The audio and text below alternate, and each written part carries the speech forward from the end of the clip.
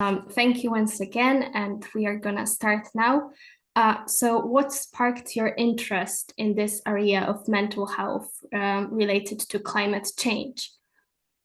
I suppose I'd always been interested in the environment and in our impact on the environment. So I wrote a book about vegetarianism in, I think at the end of the 80s or beginning of the 90s. So for a really long time. And even then they were talking about the impact on, carbon in the climate to do with meat eating and industrial farming. And so it'd always been there. But then when I became a psychoanalyst, I was just listening to people all the time talk about, their fears because they'd see the stuff in the news about how many harvests left at the current rate of consumption or all that stuff. And so just real people were freaking out. And it Mhm. wasn't very public. There was no sort of public recognition of the fact that that was happening. Okay, so what attitudes towards climate change do you observe in England? Oh, really different ones. I mean, yeah, so still some people who just think somebody else is going to fix it. So I suppose I do come across, not so much in my practice, but among friends, they just think technology is going to solve it or whatever. I meet people who believe that collapse is really imminent, that we're going to see collapse in our lifetimes, like societal collapse and real catastrophe.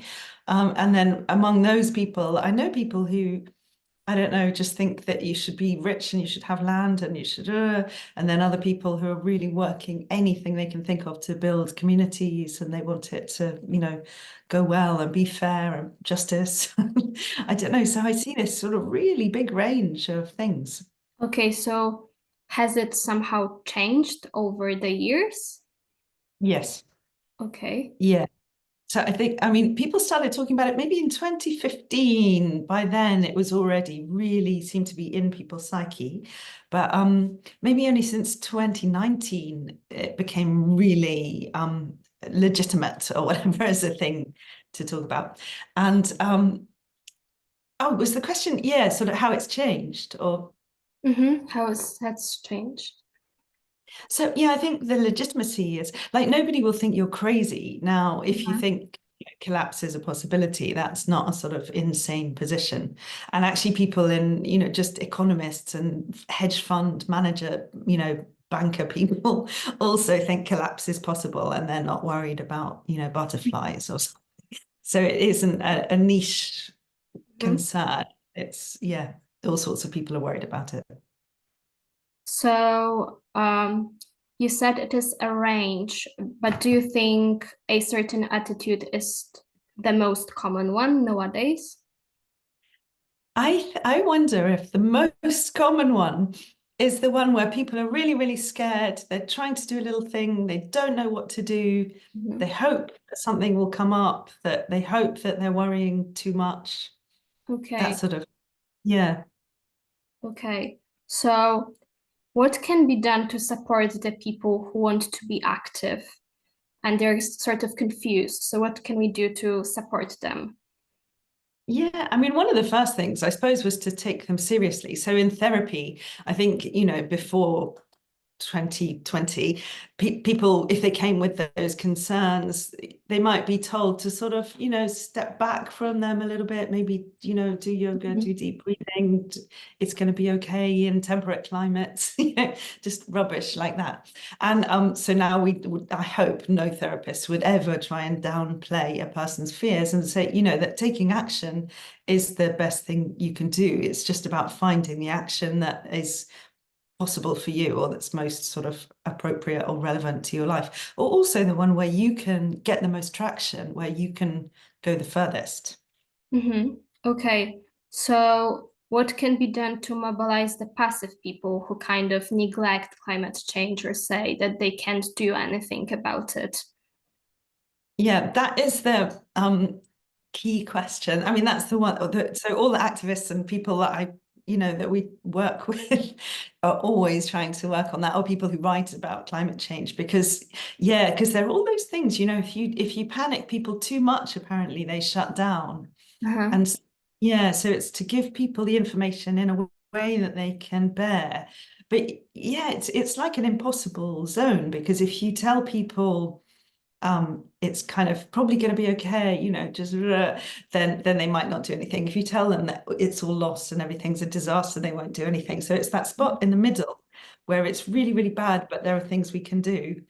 If messaging around that zone seems to be the best thing.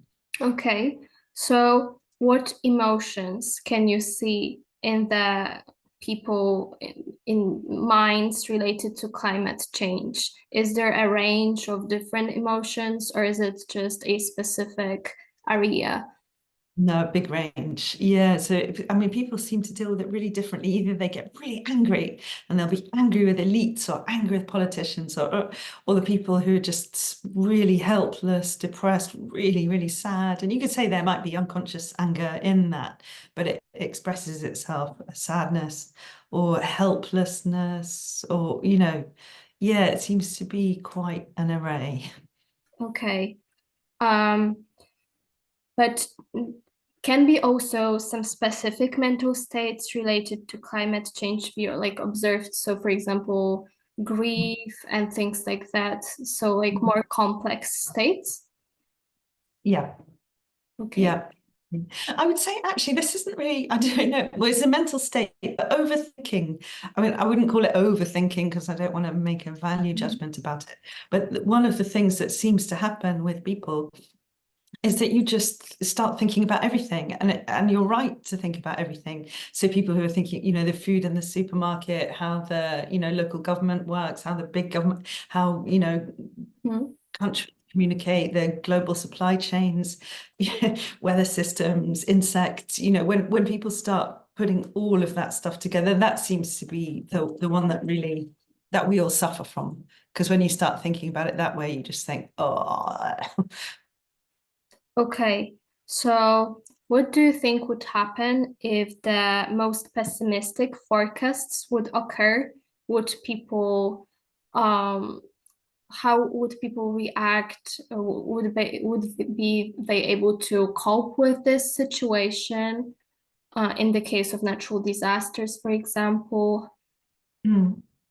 So I think one of the things that seems to be that we really where the battle is at the moment, everyone's very, very frightened of eco-fascism and the idea that when disasters start to happen, people will just think they need a strong leader and they'll just do anything to kind of have some strong man. Okay.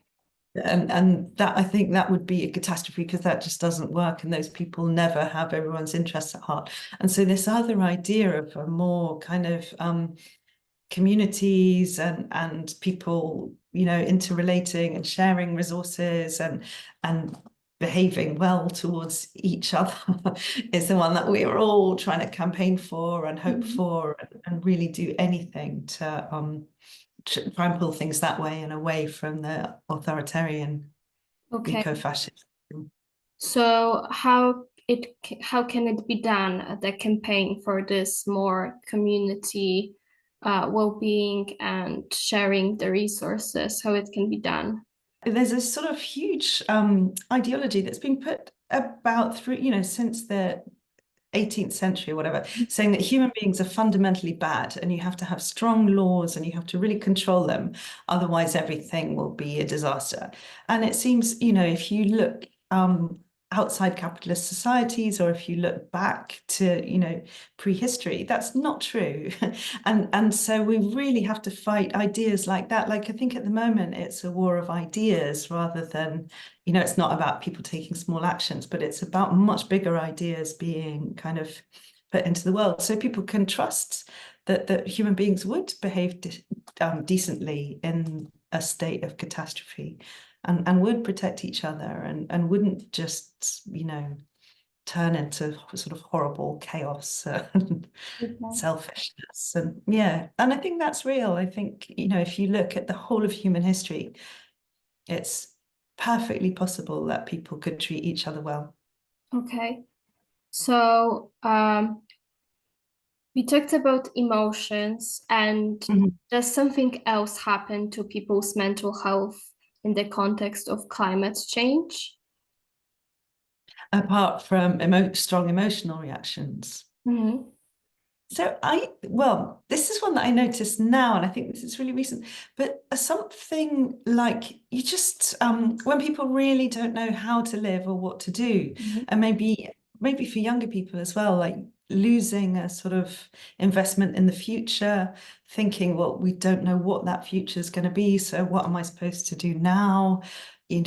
People really not knowing how to live, I think, and having really, big philosophical questions about that. Okay.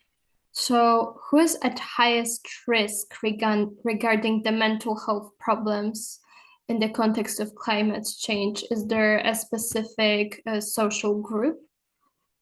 Well, younger people, yeah, the percentage of young people affected is just enormous, and it's really, Okay. yeah. So how common are the cases in which a person seeks the psychological support due to climate change? Like, Um, yeah, I don't actually. There was something about that recently, wasn't there? Sort of saying that 1 in 4 people, or I don't know. But I mean, when I'm thinking about the people who come and see me, I'm not a impartial person because they know that I'm interested in that.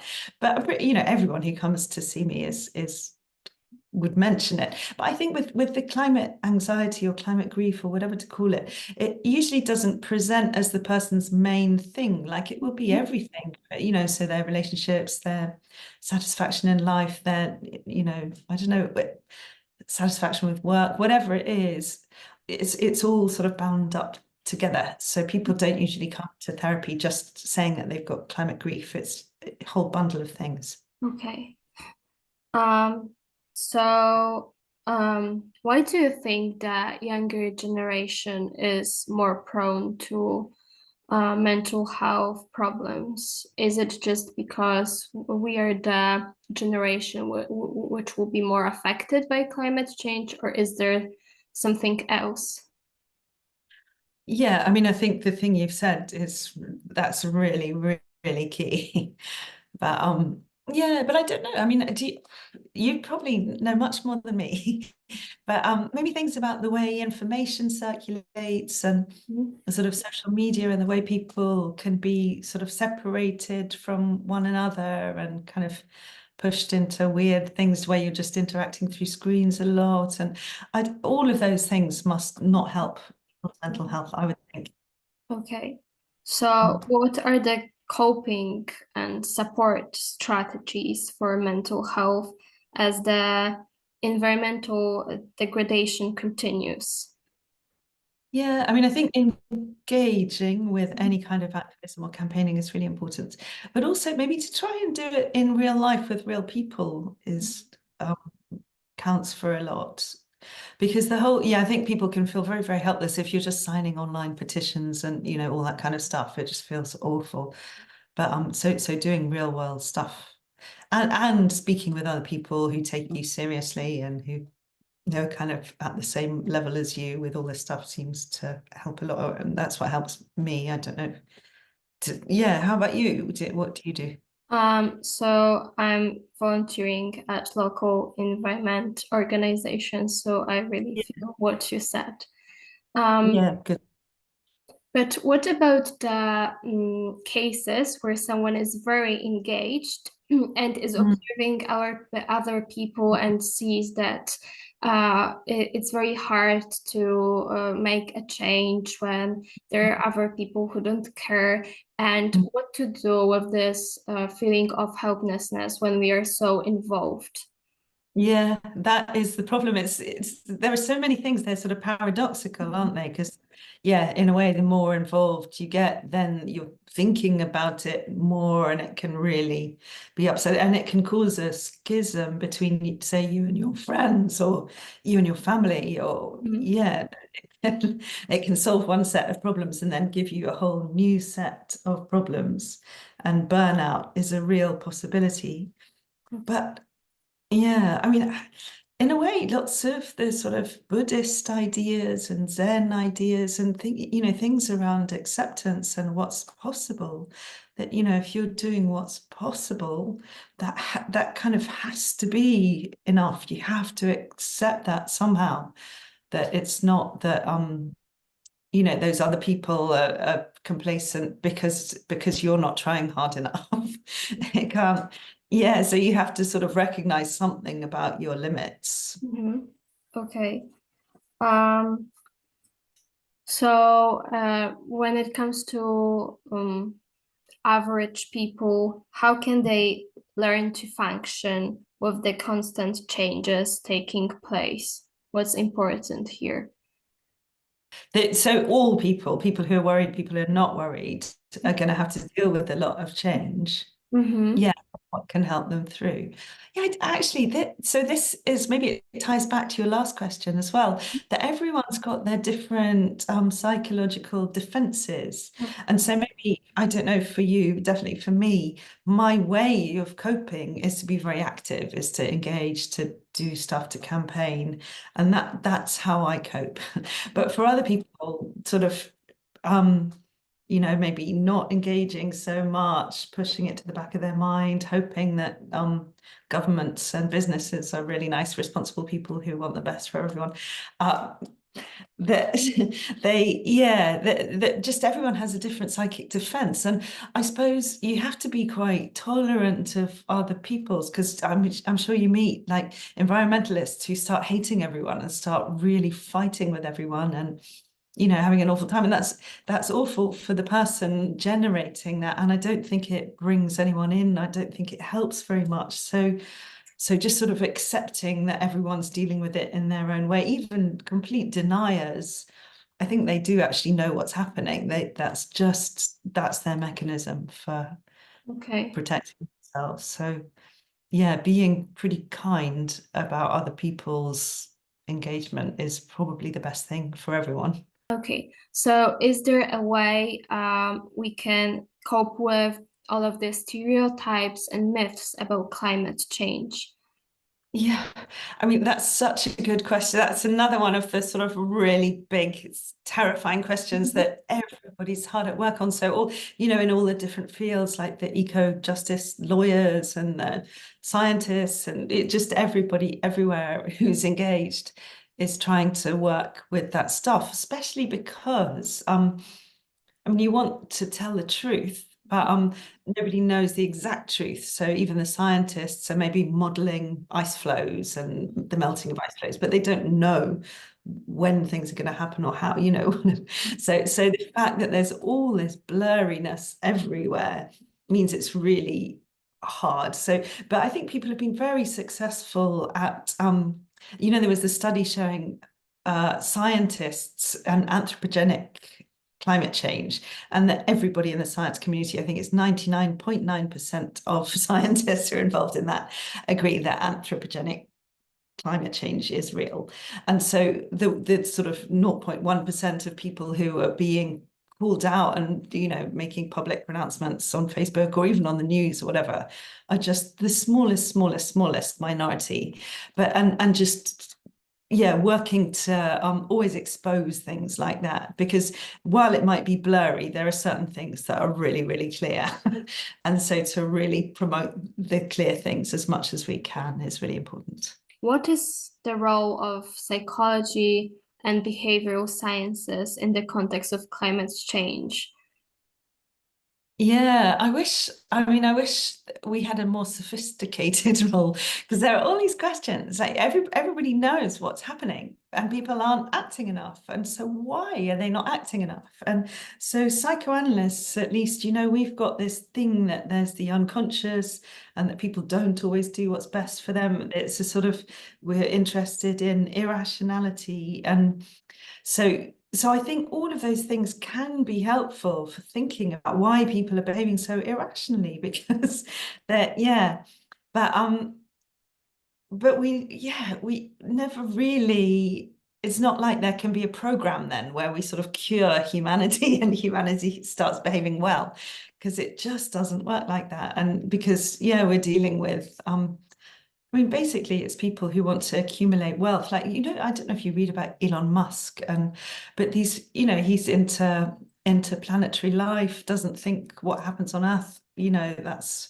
neither here nor there. That can all go wrong. What he seems to want is a kind of master race of super wealthy, super intelligent people, and if they live on Mars, that's fine. It's thinking like that just messes everything up for everyone. And if you're an indigenous person, you're living in the Brazilian rainforest, you're getting fried by idiots like that. Yeah. And yeah, it's just how on earth we work against that. Okay. So, Mm. to what extent are the psychological factors taken into account in this discussion of climate change? Because from what I observe in Poland, it is kind of Mm. neglected, and we are still in the process of acknowledging that people can feel bad because of climate change. So, do you think that this topic of like psychology and support in area of mental health is discussed enough in Great Britain or not yet? Um, I think it's improved a lot. Yeah. So all we had an edition of the psychiatrists, this sort of magazine that all psychiatrists read and all that kind of thing. And there was a whole edition about climate change. So anyone who turns up in the psychiatric system who's suffering from it will never be told not to worry or like that sort of thing. So yeah, so in a way, in Britain, I think it's come really fast, really well, really fast. Loads and loads of people are really on it. Well, this Caroline Hinkman research, completely brilliant. So, no, I think there's been amazing work done in a really short space of time. And I do think that that is helpful to people. I hope it's helpful to people. Okay. Yeah. Um, so these are all of the questions. Do you think that you would like to add something that I didn't maybe ask about?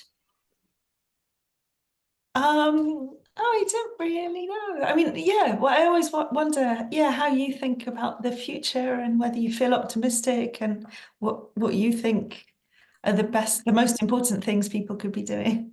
Okay, so I think that I'm in this kind of environment where people started really caring about the climate change. And I think that we are at the start of really caring about the environment.